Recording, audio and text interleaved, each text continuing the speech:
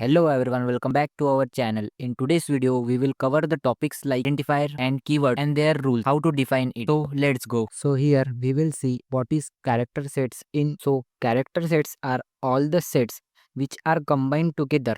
So all the elements that are combined together to form a program like alphabet, digits and special character. Here is the definition of character sets in C allows the valid character which can be in a source program for formatting words, expression, statement, etc. These are the set of character, symbols and white spaces. So here what is this definition is getting to explain that जो C है उसमें हम words है, expression है और statement है, उसको मिलाकर जो हम पूरा प्रोग्राम लिखते हैं तो ये सब कंबाइन होकर एक प्रोग्राम तैयार होता है। उसके बाद हम यहाँ पर जो है एक कैरेक्टर सेट्स में सिंबल्स भी इंक्लूड रहते हैं, वाइट स्पेसेस भी।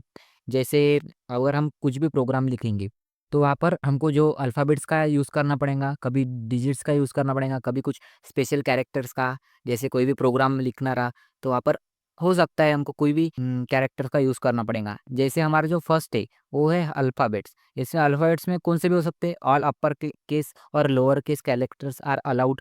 और उसके बाद जो है हमारा डिजिट्स है, जो डिजिट्स में है C language provide supports to all the digits, तो उसमें हम सब डिजिट्स यूज़ कर सकते हैं।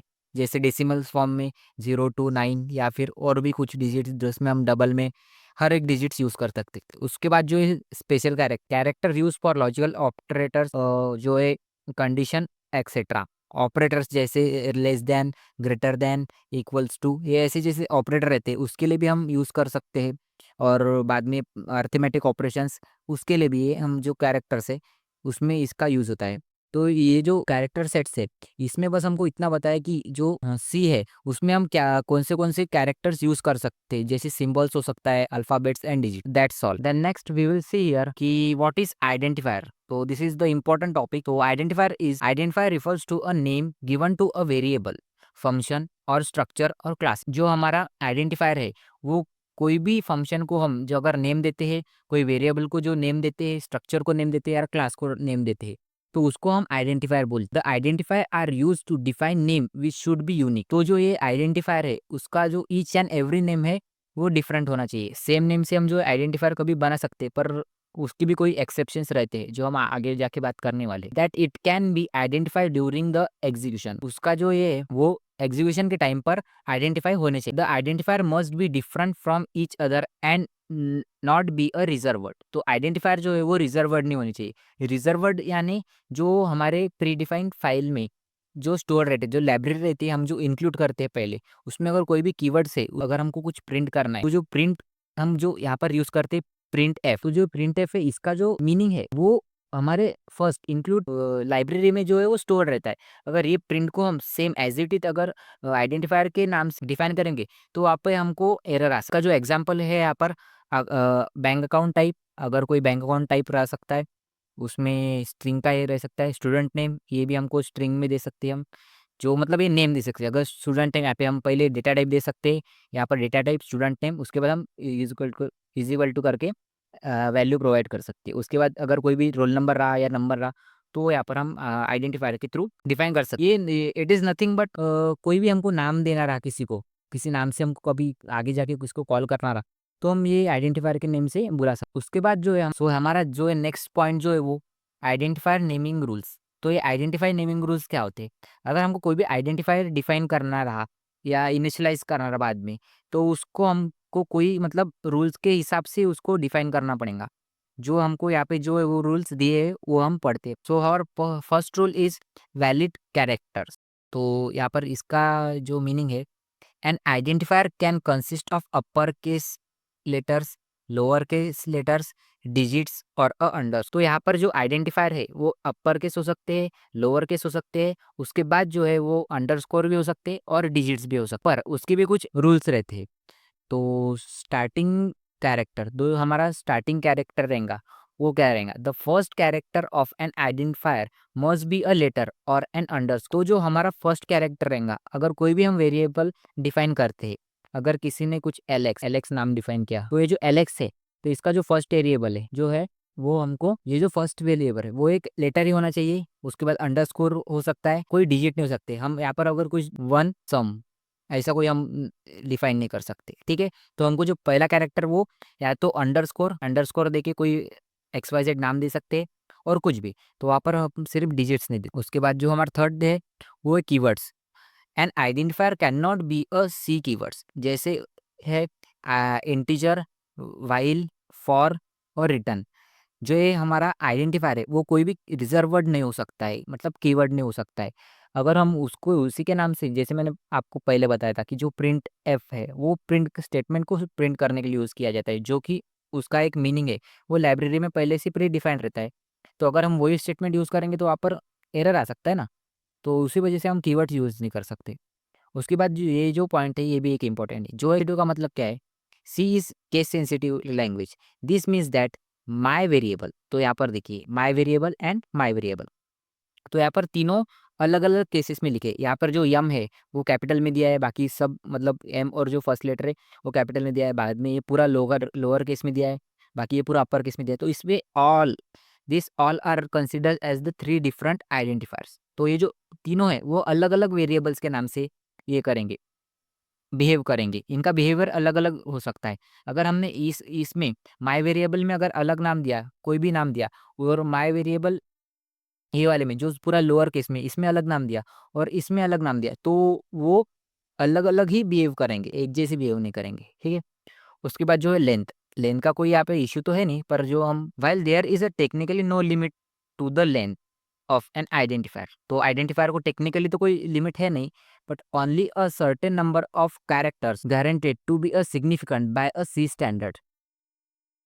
तो यहाँ पर जो है सी स्टैंडर्ड के मतलब 31 कैरेक्टर्स इनफ होते हैं अगर कोई भी आइडेंटिफायर अपने को डिफाइन करने के रहा तो। और एक्सटर्नल रहा तो ठीक है, इंटरनल रहा तो उससे ज़्यादा भी कर practical purpose and keep them reasonable, short and meaningful. तो जो हमारा प्रैक्टिस पर्पस के लिए जो है उसके लिए हमको जो है रीजनेबल और शॉर्ट रखना पड़ेगा और मीनिंगफुल रखना पड़ेगा। तो यहाँ पर इसका जो मीनिंग है ये डिफिनेशन का, इसका मीनिंग यही है कि अगर आपको कोई भी वेरिएबल डिफाइन करना है, आपको अगर कोई भी जो है वेरिएबल डिफाइन करना है, तो हम जो है जब उसको कॉल करेंगे या फिर वो यूज़ करेंगे, तो कोई भी ऐसा एक 31 30 ऐसे कैरेक्टर्स, 30 और 31 30 कैरेक्टर्स के नाम तो कोई कॉल करने के लिए बहुत हट जाएगा। अगर आपको टाइप करना रहा तो बहुत हट जाएगा।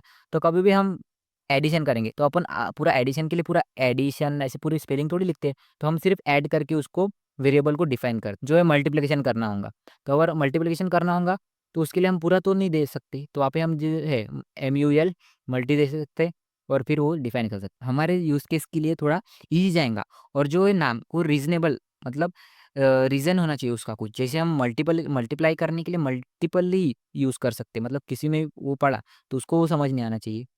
तो यही था हमारा जो ये डेफिनेशन के मतलब रूल थे, ये रूल थोड़े इंपॉर्टेंट है। तो ये था हमारे जो नेमिंग रूल थे वो भी। देन हमारा जो नेक्स्ट टॉपिक है वो है keywords in C language. What are the keywords? Keywords are a predefined word or also called a reserved word used in a program with a special meaning through compiler. These are part of syntax which cannot be used as an identifier. C has 32 keywords all in small case format as C is a case sensitive language. Every keyword has to be used in a proper way. So in this definition, it is saying that keywords are predefined word as I कि जो predefined है जो library में है, उसके बाद जो also called reserve word, keywords को हम रिजर्व वर्ड भी बोलते हैं, which are used in a program with a special meaning through compiler. तो जो हमारा प्री डिफाइंड लाइब्रेरी में कीवर्ड्स में कंपाइलर का एक अपना पर्टिकुलर काम होता है। अगर हम स्कैनएफ लिखेंगे तो वो स्कैन करेगा कि हमने क्या इनपुट दिया है उसको, उसके बाद वो स्कैन का ही काम करेगा। अगर हम स्कैनएफ को दूसरा काम देंगे तो वो वर्क नहीं करेगा, कि जो कंपाइलर में है वो प्री डिफाइन है और वो वही वर्क करेगा जो उसको पहले से ही लाइब्रेरी में डिफाइन किया है। This are a part of syntax which can not be use as an identifier. Word can not be use as an identifier. तो हमारा स्कैनएफ जो मैंने एक एग्जांपल बोला, वो हम स्कैनएफ को हम किसी का नाम नहीं दे सकते क्योंकि ये एक रिजर्व वर्ड है और वहाँ पे वो वर्क नहीं करने वाला, क्योंकि कंपाइलर को पहले पता है कि स्कैनएफ का काम क्या है। स्कैनएफ जो है वो वेरिएबल का काम तो कभी नहीं। C has a 32 keywords all is a small case. तो जो सी है में 32 कीवर्ड्स और जो सब कीवर्ड वो स्मॉल केस, मतलब कोई भी ऐसा एक कैपिटल फर्स्ट लेटर कैपिटल जो है वो लेटर स्मॉल ऐसा नहीं है, वो every letter, each and every letter is in small format as it is case sensitive है सी लैंग्वेज। तो उसकी वजह से हमको जो एक भी कैरेक्टर कम ज्यादा हो गया तो उसका मीनिंग चेंज हो सकता है, क्योंकि ये केस सेंसिटिव है। हर एक मीनिंग, हर एक जो केस में उसका मीनिंग अलग करता है। Every keyword has used in proper way. तो जो एवरी कीवर्ड है वो यूज इन प्रॉपर वे में उसको यूज करना, जो हमारा कीवर्ड्स है उसको प्रॉपर वे में यूज करना पड़ेगा। उसके बाद में यहाँ पर कुछ एग्जांपल से कीवर्ड, तो ये जो हम ऑटो दे सकते या फिर कुछ भी कैरेक्टर्स जो हमने देखा, फ्लोट वैल्यू करने के लिए इंटीजर्स, उसके बाद डिफॉल्ट। यहाँ पर हम सब तो नहीं दे सकते पर कुछ कुछ यहाँ पर दिया है। फॉर लूप जो है, while loop, switch case, go to statement, break statement, जैसे कोई प्रोग्राम को हमको ब्रेक देना है के लिए जो कंटिन्यू स्टेटमेंट है।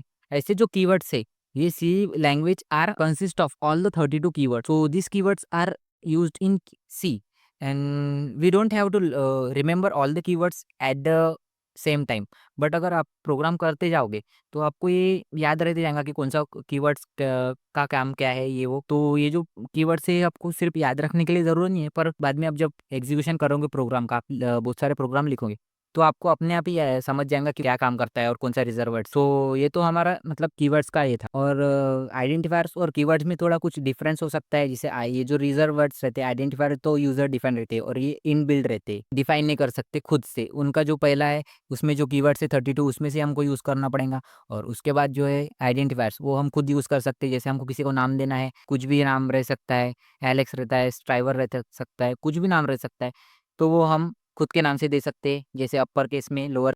सो that's all about identifiers and keywords in C. If you found this video helpful, don't forget to like, share and subscribe for more C language tutorials. See you in the next video. Keep learning and happy coding.